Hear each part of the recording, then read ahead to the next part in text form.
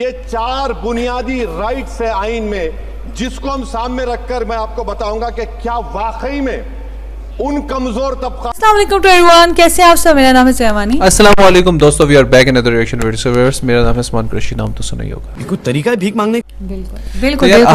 यार क्या है? ये फंस गया सीएम।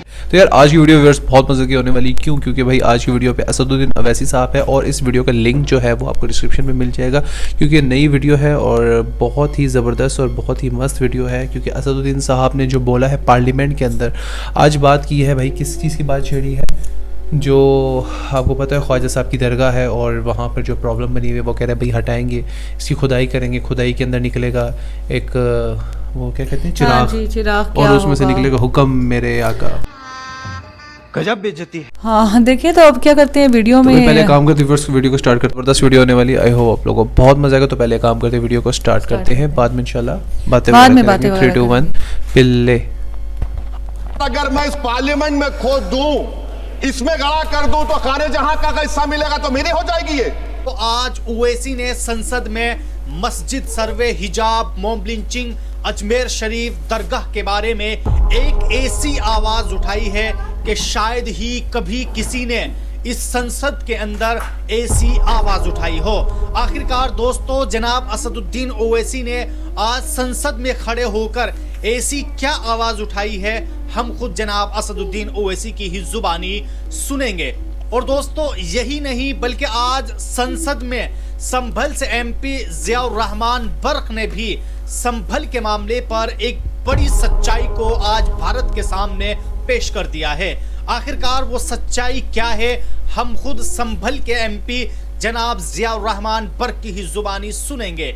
लेकिन दोस्तों आइए हम उससे पहले जनाब असदुद्दीन ओवैसी का वो भाषण सुन लेते हैं कि जिसमें जनाब असदुद्दीन ओवैसी ने मस्जिद सर्वे और अजमेर दरगाह शरीफ और मॉब लिंचिंग जैसे मुद्दों पर आवाज उठाई है। तो आइए जनाब असदुद्दीन ओवैसी की ही जुबानी सुनते हैं।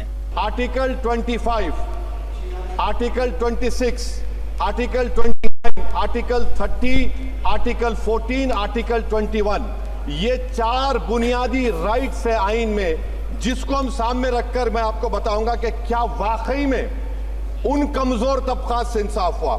मिसाल के तौर पर आर्टिकल 15 और 16 सर, 1950 का प्रेसिडेंशियल ऑर्डर निकला, तारीखी नाइंसाफी के खात्मे के लिए रिजर्वेशन दिया गया, तारीखी नाइंसाफी के लिए हजारों साल के जुल्म की बिना पर, मगर उनको नहीं मिला जिनका मजहब इस्लाम और मुसलमान था, जिनको जो भी उनसे भी नाइंसाफी जुल्म हुआ। दूसरी बात सर, दूसरी बात, दफा 25 में प्रोफेस कहा गया, आर्टिकल 25 टॉक्स प्रोफेस। सर आज मेरी बेटियों को गवर्नमेंट के एजुकेशन इदारों में हिजाब पहनने से रोका जा रहा है, तो ये आर्टिकल 25 का प्रोफेस कहां तक कामयाब हुआ, ये अक्लमंद लोगों पर छोड़ता हूं। प्रैक्टिस सर, आर्टिकल 25 में अमल करना। कई रियासतों ने ऐसा कानून बना दिया कि आप ये नहीं खा सकते, आप वो नहीं खा सकते, कैटल स्लॉटर एक्ट का एक्ट बना दिया। आप बताइए कि हरियाणा, राजस्थान में पुलिस की अख्तियारात गौरक्षक को दे दिए और उन अख्तियारात का बेजा इस्तेमाल मॉब लिंचिंग में हुआ। किसका हुआ? एक लड़का था साबिर मलिक बंगाल का, मार के पीट कर मार दिया गया। क्यों? क्योंकि उसने बीफ खाया, बाद में मालूम हुआ नहीं खाया। जुनैद और नसीर को गाटमीका के थे, उनको जिंदा जला दिया गया। सर फिर प्रोपगेट, आप ये आर्टिकल 25 का 3rd सेक्शन प्रोपगेट, आज आप देख रहे हैं कि मुझसे पूछा जा रहा है कि 500 साल पहले तुम्हारी मस्जिद थी नहीं थी, ख्वाजा अजमेरी की दरगाह कह रहे नहीं है। अरे सर अगर मैं इस पार्लियामेंट में खोद दूं, इसमें गड़ा कर दूं, तो खाने जहां का हिस्सा मिलेगा तो मेरी हो जाएगी ये। आप बताइए। अब आप देखिए ये प्रोपगेट क्या हो रहा है। अच्छा, जो तब्दीली मजहब का कानून, तब्दीली मजहब, मैं तब्दील मजहब नहीं कर सकता, सरकार से पूछना पड़ेगा मुझे अपना मजहब बदलने के लिए। अगर अंबेडकर आज जिंदा होते तो बाबा साहब को भी कहते कि आप जाकर परमिशन लो, तब मजहब बदलना पड़ेगा आपको। ये हालात आज यहाँ पर पैदा हो चुकी है। अब आइए दोस्तों, संभल से एमपी जनाब जियाउर रहमान बर्क ने आज संसद में खड़े होकर संभल के मामले पर ऐसी क्या सच्चाई बताई है कि जिसे हर एक भारत के नागरिक को जरूर सुननी चाहिए। आइए दोस्तों खुद जनाब जियाउर रहमान बर्क की ही जुबानी सुनते हैं। मैं उस संभल की सरजमी से आता हूं जहां पर 15 दिन पहले एक संविधान को कमजोर करने का काम किया गया। वहां पे जिस प्रकार से 5 मजलूमों की जान ले ली गई, जिस तरह से 30 से ज्यादा लोगों को गोली मारकर घायल कर दिया गया और 27 से 50 से ज्यादा लोगों के खिलाफ मुकदमा दर्ज किया गया। मैं पूछना चाहता हूं माननीय सभापति जी, मैं सांसद हूं, मैं अपने मुकदमे का मैंने कहा था मुझे डर नहीं है, मेरे खिलाफ मुकदमा लिखा गया, मैं वहां मौजूद नहीं था और ये मुकदमा जो हमारे चाहे विपक्ष के सांसद हो या सत्ता पक्ष के सांसद हो, आप याद रखिए जनता की आवाज हो, जनता के बीच में जाकर के आपके जवाबदेही बनती है और मैंने अपनी जनता की आवाज को उठाने का काम किया तो क्या गलत किया था माननीय सभापति जी? सिर्फ इस बुनियाद पे मुकदमा लीजिए गया। आज मैं आपको बताना पॉइंट पे बोल रहा हूँ, संविधान पर ही बोल रहा हूँ माननीय सभापति जी। आज मैं चाहता हूँ उन लोगों को इंसाफ मिलना चाहिए जिन्होंने ज्यादती की है, उनको सजा मिलनी चाहिए।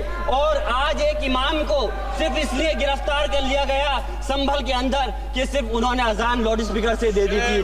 अफसोस है कि आज हमारे साथ ऐसी ज्यादती हो रही है। माननीय अध्यक्ष जी, हमारे संविधान किसानों को मजबूती की बात करता है, जो इस देश की रीढ़ की हड्डी है।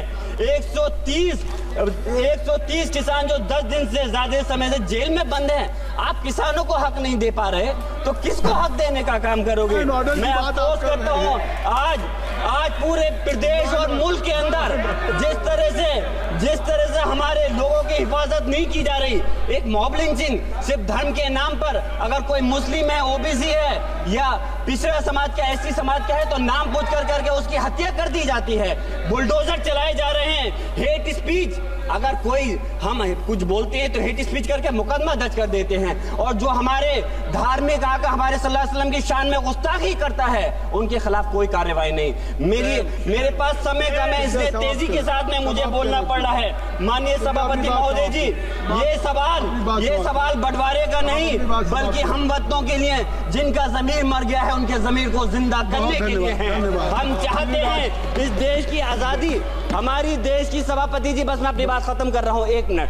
हमारी देश की आजादी के लिए मैं ये कोई बंटवारे की बात नहीं कर रहा, लेकिन हमारे मुस्लिम और हिंदू समाज सब लोगों ने मिलकर के इस देश को आजाद कराने का काम किया था। आज उनके साथ ज्यादती क्यों की जा रही है? हम लोग अपने इस मुल्क के अंदर मजबूरी से नहीं रुके, बल्कि हम जो है अपनी मर्जी से रुके थे। हमारी मुल्क को आजाद कराने में हजारों लाखों मुसलमानों ने शहीद हुए थे। माननीय सभापति जी, कॉन्क्लूड कर रहा हूँ सिर्फ राजकुमार से।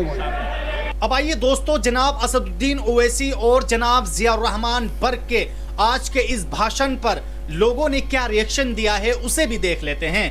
दोस्तों, हम सबसे पहले बात करें तो चांदनी ने अपने एक्स हैंडल पर जनाब असदुद्दीन ओवैसी के इस भाषण को शेयर करते हुए लिखा है, 540 पर एक अकेला भारी है, पूरे पार्लियामेंट में गूंज उठती है, सिर्फ 5 मिनट बोलने नहीं दिया जाता है इस मर्द मुजाहिद को, नाम है असदुद्दीन ओवैसी।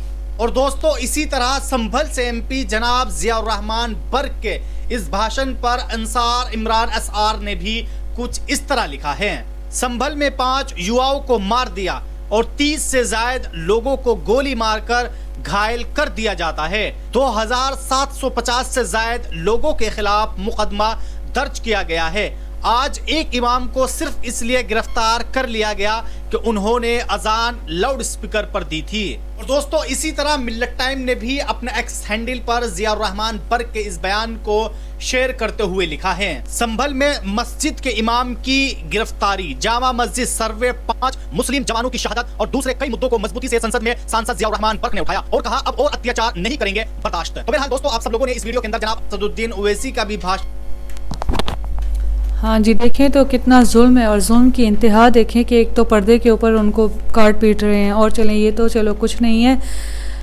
गोश्त खाने पे एक बंदे को कत्ल कर दिया ये जी, देखिए बिल्कुल ये कहाँ ऐसे ही है। कहाँ का कितना जुल्म है ये। देखिए मैं सबसे बड़ी बात करना चाहता हूँ ना, मतलब असदुद्दीन अवैसी साहब की बात देखें, वो कहते हैं यार कि ये क्या चल रहा है, मतलब मैं पार्लियामेंट के अंदर अभी अगर खोदना शुरू कर दूँ तो क्या ये पार्लियामेंट मेरा हो जाएगा, अंदर से जो चीज़ निकलेगी क्या वो मेरी हो जाएगी। मतलब कुछ भी यार, मतलब कहीं भी, मतलब जहाँ पर मुस्लिम्स आपको नज़र आ रहा है वहाँ पर ख़त्म करना है, जहाँ पर मुस्लिम्स आपको अच्छा नज़र आ रहा है, खुशहाल मामलात नज़र आ रहा है, वो चीज़ को ख़त्म करना है। मतलब ये है कि हिंदू मुस्लिम को एक साथ नहीं रहने देना चाहते और ना ही देखना चाहते हैं। और जो है अवैसी ब्रदर्स हैं, इनको तो टारगेट बना के रखा हुआ है, हर बात में इनको टारगेट किया हुआ है। क्योंकि वो हक और सच की बात करते हैं हक ना। और सच की बात करते हैं, और जब वो हक पर बोलते हैं तो उनके ऊपर इतना ट्रोल किया जाता है, और उनकी वीडियोस से लेकर जो है अपनी चैनल के व्यूज़ बढ़ाए जा रहे हैं। देखिए सबसे बड़ी बात यह है कि वाकई एक बात है कि इसको 5 मिनट भी बोला नहीं देना चाहते, क्योंकि 5 ये मिनट इसको भी पता है कि बिल्कुल। अगर ये 5 मिनट भी बोल देना तो लोगों का सत्यानाश कर देगा ये बीजेपी वालों ऐसा का। ही है, बिल्कुल ऐसा ही है। क्योंकि ये बंदा जो है ना, ये हमेशा अपने राइट्स पे रहता है और इसकी कोशिश यही होती है कि हमेशा अच्छे से अच्छी बात कहे। यार एक बात है ना, इनके ये जब बोलते हैं ना तो ऐसा लगता है कि इनके अल्लाह ताला ने इनके दिमाग पे कंप्यूटर फिट कर दिया, मतलब वो बातें बोलते ही जाते हैं। लेकिन एक बात बताऊं, जब ऐसा होता है ना इंसान जब हक और सच पर होता है तो अल्लाह ताला उसकी मदद करने को आ जाता है। और बिल्कुल यकीन ऐसा। करें कि वो कहते हैं ना कि जब तुम हक की राह पर होते हो तो मैं तुम्हारी ज़बान बन जाता हूँ, तुम्हारी आँख बन जाता हूँ। तो ये एक बहुत बड़ी बात बिल्कुल होती है जो ऐसा। आज नज़र आता है। ठीक है, देखा जाए तो अब देखें वहाँ पर 5 लोगों को मार दिया गया, मस्जिद के इमाम को पकड़ लिया गया या हाय शायद हाय। मार दिया इनको कि उन्हें लाउड स्पीकर पे अजान दी थी। अजान दी थी कि ये देखिए कितना अजीबो गरीब वाक़या है।